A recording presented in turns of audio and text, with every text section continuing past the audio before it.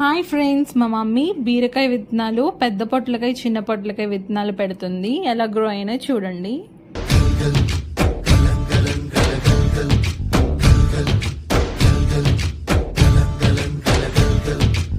ఆకాశం తాకేలా వడగాలై ఈ నేల అందించే ఆహ్వానం ప్రేమంటే, ఆరాటం తీరేలా బదులిచ్చే గగనంలా వినిపించే తడిగానం ప్రేమంటే, అణు అణువును మీటే మమతల మౌనం పద పదమంటే నిలవదు ప్రాణం, ఆ పరుగే ప్రణయానికి శ్రీకారం.